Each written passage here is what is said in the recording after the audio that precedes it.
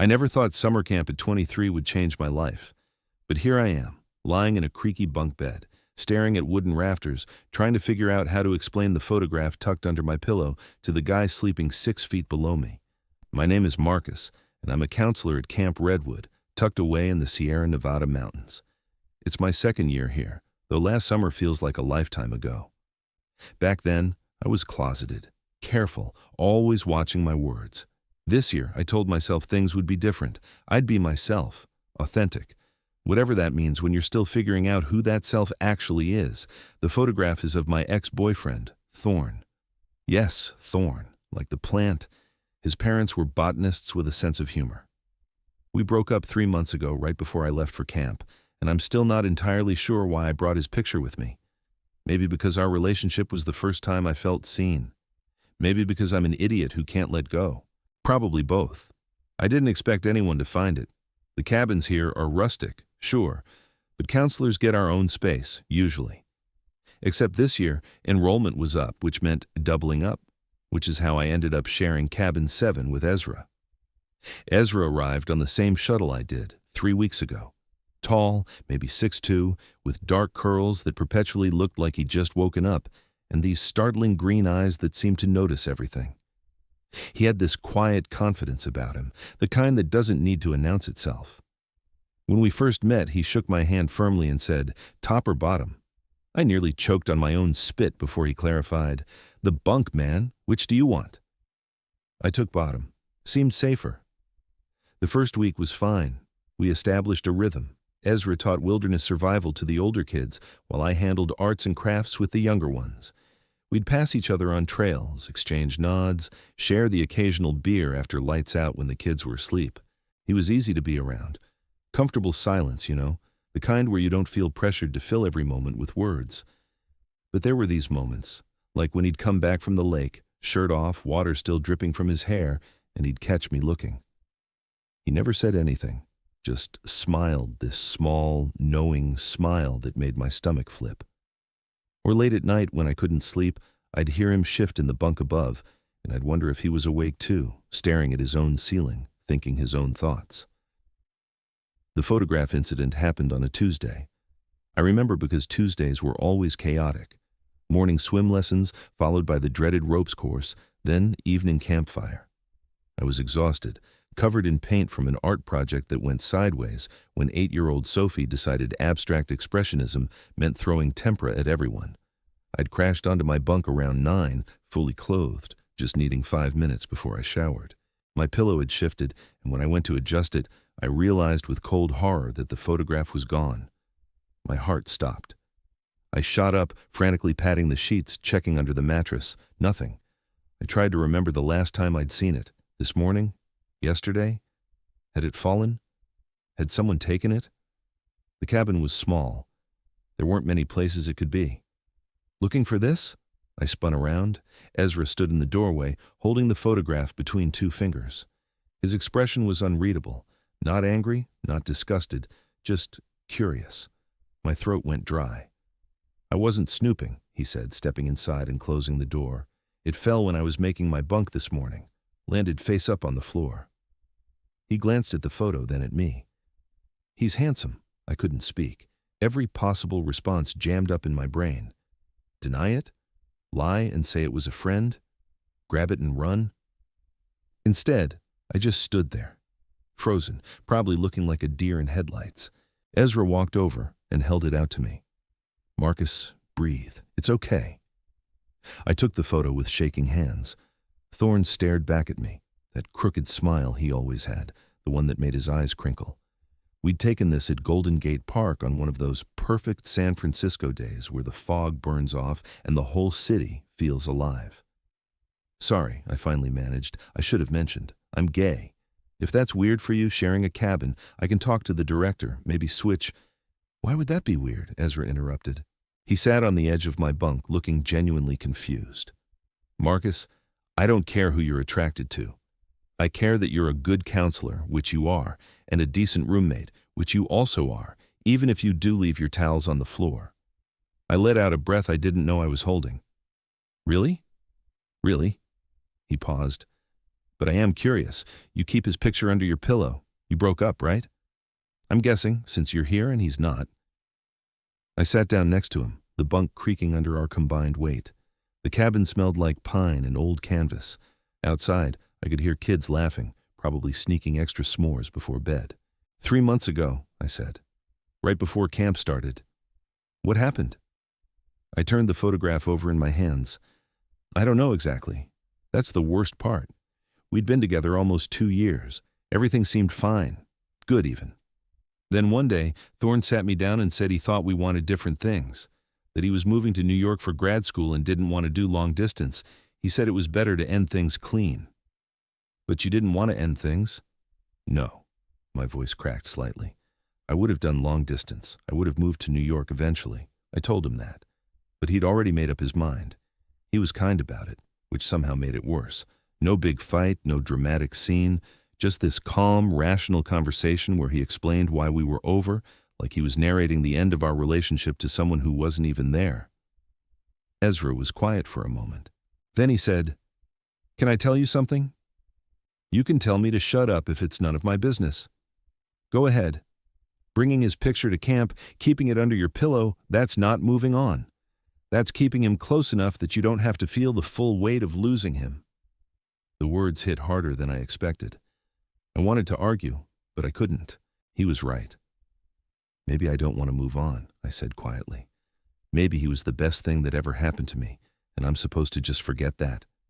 Not forget. But holding on this tight, it's like trying to keep your hand around smoke. The tighter you grip, the more it slips away.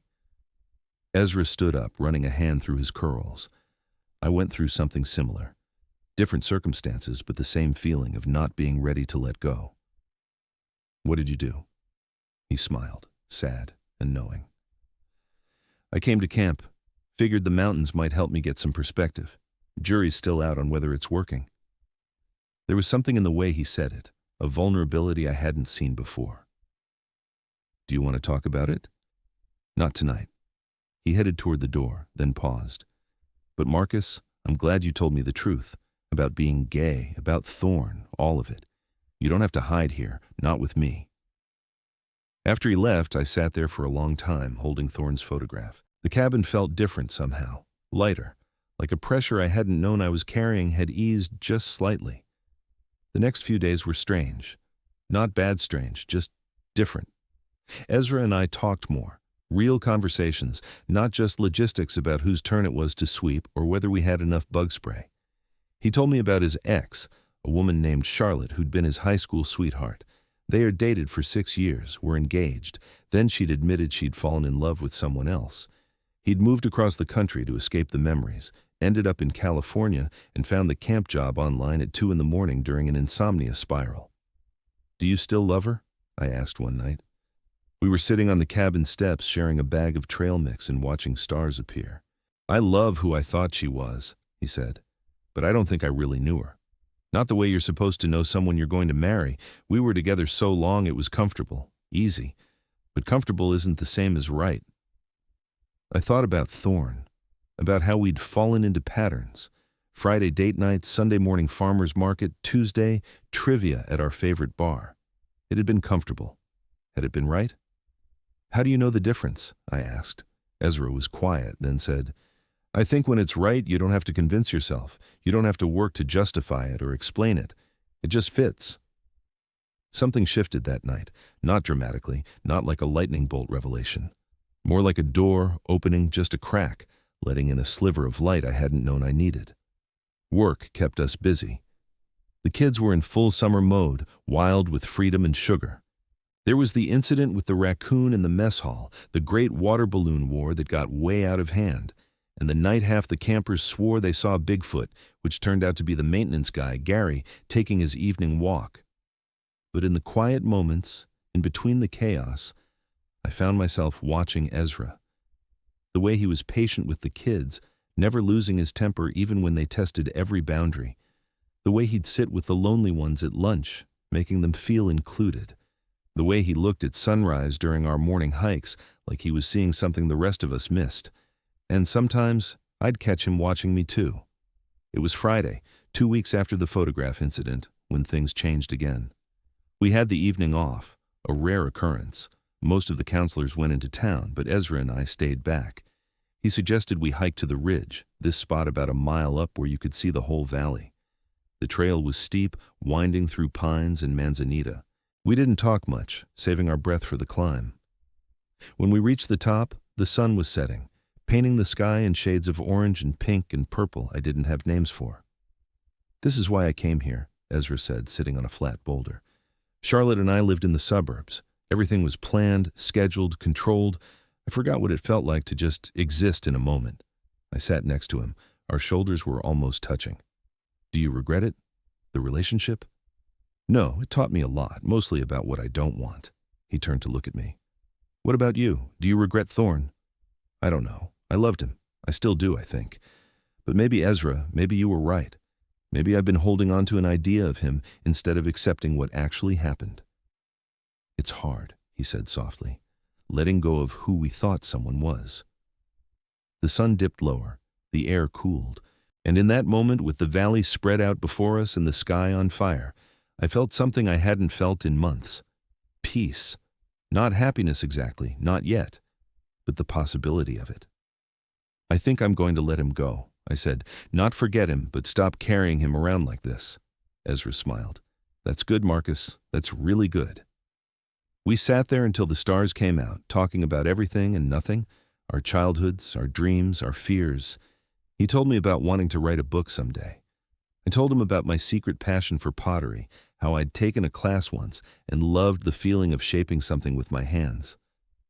When we finally hiked back down, using our phone flashlights to navigate, something had shifted between us. There was an ease, an openness, like we'd crossed some invisible line into real friendship. But friendship wasn't quite the right word for what I was starting to feel. It hit me the following Tuesday. We were at the lake, supervising swim time. Ezra was in the water with the kids, playing some elaborate game involving a beach ball and made-up rules. He was laughing, completely unself-conscious, and the sunlight caught his face just right. And I thought, oh no, because I was falling for him, for my straight roommate, for the guy who'd been nothing but kind and supportive, and was absolutely, definitely not interested in me that way. I tried to push it down, told myself it was just proximity, just gratitude for his acceptance, just loneliness making me attached to the first person who showed me genuine friendship. But the feeling grew. Every shared meal, every late-night conversation, every accidental brush of hands when we both reached for something, it all fed this impossible, inconvenient thing blooming in my chest.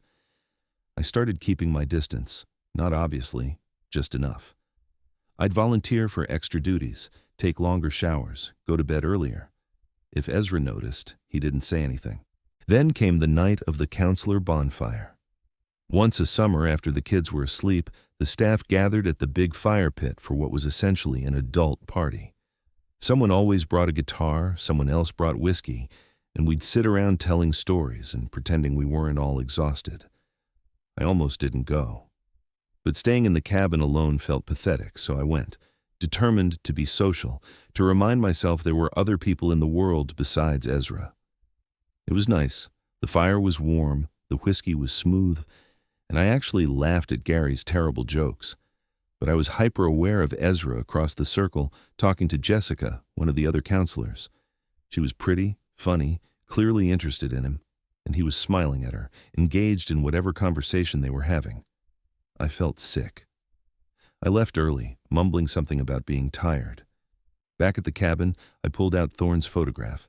I'd kept it in my backpack since the conversation with Ezra, not quite ready to throw it away, but not keeping it under my pillow either.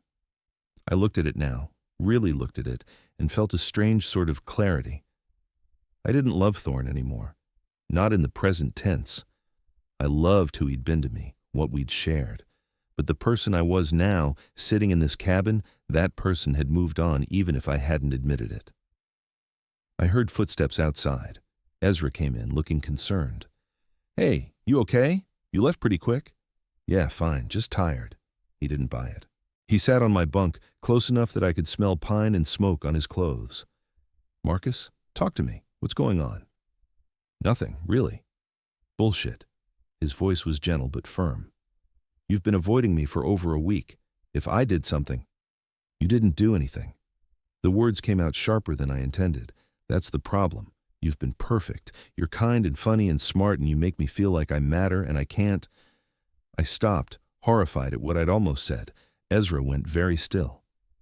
"You can't what?" I wanted to lie, to laugh it off, make a joke, anything but tell the truth. But I was so tired of hiding. "I can't keep pretending I don't have feelings for you. I know you're straight. I know this is the last thing you need. But you asked for honesty, so there it is. I'm falling for you, and I hate it, because you're my friend and I don't want to lose that, but I can't seem to stop feeling this way." The silence was deafening. I couldn't look at him. I stared at the floor, at the photograph still in my hands, at anything but his face. Then Ezra said very quietly, "What makes you think I'm straight?" My head snapped up. "What?" He ran a hand through his hair, looking nervous for the first time since I'd met him. Charlotte wasn't the only person I dated. She was just the longest relationship. Before her, in college, there was someone else, a guy named David. It didn't last long. I was still figuring things out, and then I met Charlotte, and it was easier to just be with her, safer. My family loved her. Everyone understood that relationship. I couldn't breathe. "You're bi," he said. "I think. The labels still feel weird. But yeah, I'm attracted to men. I'm attracted to you, Marcus. I have been since we met." The world tilted. "But you never said anything. You never." "Because you were clearly still hung up on Thorn. And I didn't want to be a rebound. I didn't want to be the guy you fell for just because I was there and convenient." He looked at me. Really looked at me, with those green eyes that saw too much. "I wanted you to choose me because you were ready, not because you were lonely." I set the photograph down. My hands were shaking. "I'm ready. I think I am. I don't know what I'm doing, but I know I want to try. With you." Ezra smiled, and it was like sunrise. "Yeah?" "Yeah." He leaned in slowly, giving me time to pull away. I didn't. When his lips met mine, it felt like coming home and jumping off a cliff at the same time. The kiss was gentle at first, tentative, then deeper. His hand cupped my face, and I grabbed his shirt, pulling him closer. When we finally broke apart, we were both breathing hard. Ezra laughed, this soft, disbelieving sound. "I've wanted to do that for weeks." "Me too," I admitted. "I just didn't think—" "I know." He kissed me again, quick and sweet. "But now you know." We spent the rest of the night talking, kissing, figuring out what this meant. We agreed to take it slow, to see where things went. No pressure, no expectations. Just two people who liked each other, trying to build something real. The rest of the summer was the best of my life. We kept our relationship quiet at first, not hiding exactly, but not announcing it either. Eventually, people figured it out. Jessica gave me a knowing smile one morning. Gary said, "About damn time," when he caught us holding hands on a hike. The kids never knew, but they didn't need to. They just knew we were happy. On the last night of camp, after the final bonfire and tearful goodbyes, Ezra and I sat on our cabin steps one last time. "What happens now?" I asked. "When we leave here?"